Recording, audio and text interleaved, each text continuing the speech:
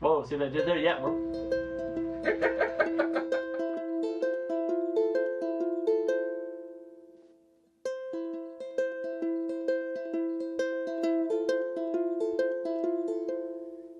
In a notepad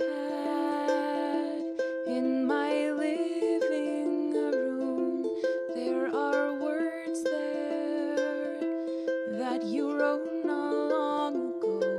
And if you leave me and we don't exchange each other's things, I will keep them and pretend they were about me.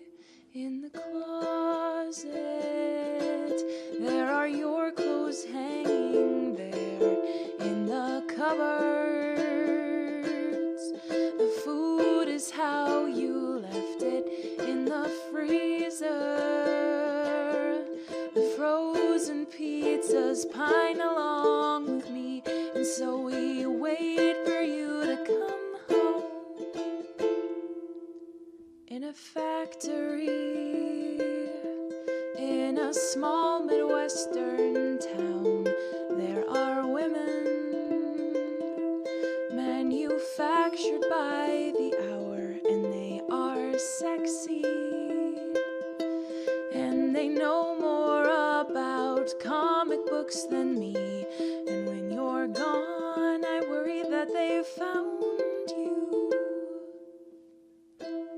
If you don't come back to me this time,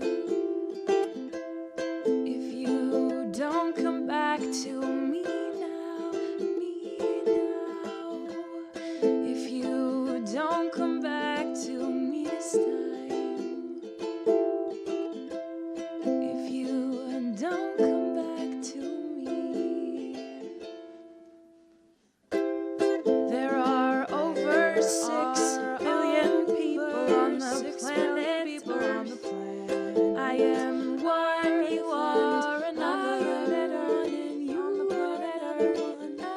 And every second that we spend together brings us closer to where we will end up on the planet Earth. In the toy aisle of some department store, I will wait there, expecting you to show.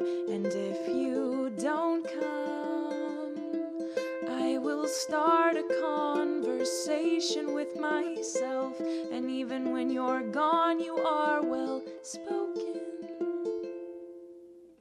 If you don't come back to me this time,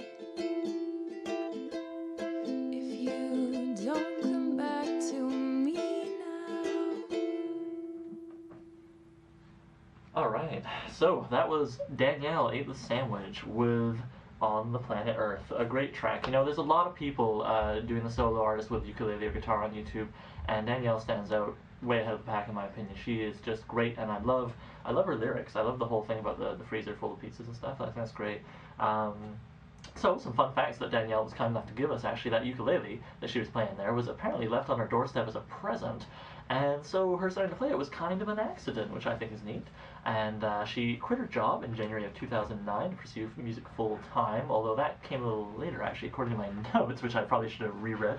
Trying to, apply for a few things, and just said, oh, the heck with it, I want to do music, and bless her, she has continued to do good music for us. And also, what I really like is that she clearly takes any dollars she gets through MP3 sales and spends them on the best stuff. I mean, really, guys, you buy an MP3 from her, then you know that dollar might go towards, like, a gorilla costume or an astronaut costume, like that really sweet one she wore in the photo we had up there just now. I'm just saying. Hey, speaking of astronauts, $2. Whoa. I've got something to say. Joe's got something to say. Is this a technology minute? Oh, Sean knew. Sean always knows when I'm going to do a technology minute, but this is a He feels it. technology minute. Thanks, guys. So, technology minute. LCD tattoo, liquid crystal display, thin film. There's this guy, puts it under his skin. You can see it through his skin. It's amazing. Feeds off of blood, but not enough to kill you. So, you end up with a tattoo under your skin. Sometimes you can have pressure-sensitive buttons, so it can be a personal organizer or a cell phone. Imagine if you could do Facebook on your forearm, or if you could talk to your hand and and it sounds like your mom. Think about it. It sounds like tomorrow, today. It does, but it's, I assure you, today. I'm almost positive that there has to be some negative health repercussion of having a screen under your skin. Well, this is probably why it's one guy doing this to himself and not like a scientist doing it to other people. Like a multinational corporation trying to sell you this. Because they always do the right thing. I'm just saying, like, you can put it somewhere other than your arm. I'm just saying, I want a Twitter feed on my dick. Is that okay? Can I have that? You can do that. This is also your radio show, so you should choose how much you talk about your dick. Well... We should set that out right now, like as a game plan. Can I have like a 3-minute dick talking period later? Yeah. By the way, though, there is one fun game you can play at home if you aren't an alcoholic. Oh. What you can do is every time that we come back from a song and Albert goes, "All right," you can take a drink. Oh, don't prey on my weaknesses, Who's Sean. busting my balls? So, other than that, there's one other thing I wanted to say about astronauts. Oh, what's up with that? That's jokes. Yeah. So, Arthur C. Clarke, Right. author of 2001. He wrote some books. Yes, including. He's the author of books. But I gotta say, you know how usually a movie is worse than the book. True. 2001, not the case. Whoa. Yeah. There was a sequel too, wasn't there? That's a powerful statement, 2010. And actually, the books kept And going on. 2010 is coming around. Yeah, the books kept going on up to 3001. That's true, actually. 2010. Every year? No. Hmm. No, it would leave in leaps and bounds. I guess he'd have to live for a millennia. It was like decades and then centuries, and then it left all the way to like. What would you like to see in 2010? What I'd like to see in 2010? I'd like to see the apocalypse. I've seen the movie 2010. I heard it was not as good. No, not as True, good. yeah. It had a lot of awkward Russian moments. Was it better than I thought 2012? you said awkward Russian moments. That's what I said. Whoa. Oh, I thought you said rushed. What was I so thought you awkward? meant to, forget Whoa, it. man, what was so awkward about the Russians? Well, it was just the forced dialogue. It was like this whole interplay between one of the American astronauts and one of the Russian astronauts, where the Russian kept on getting these phrases wrong. Like he'd be like, "Oh, pizza pie," and they'd be like, "No, it's supposed to be easy as pie." And they're like, "Ha ha ha." And then of course when he's going on his like dying mission, and he's like, "Oh, easy as cake."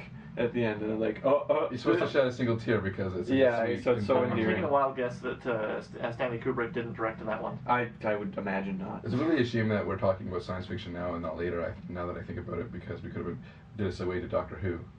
Yeah. Oh, that's well, true. Well, don't give it away. Foreshadowing. Don't give it away. Hey, Not that there's anything to do with Doctor Who. No. It's the internet. It's the internet. We can't talk about Doctor Who on the internet. Anyways, the point being that the God. 2001, the book, is sounds much more dated. The voice and the tone really reflect more the 60s vibe, I find. I wish I was a bit more dated. Does that mean girls? What can I say? I don't know. Yeah, what do you say to I that? don't know. Why would you even say that? I'm just putting my phobias and stuff out there. Yeah. You know what else is technological? Is Timex watches. Oh yes, Link. This is Link. Joe's doing stuff. Joe's doing stuff. They had this ability to tell you the time even in the dark with their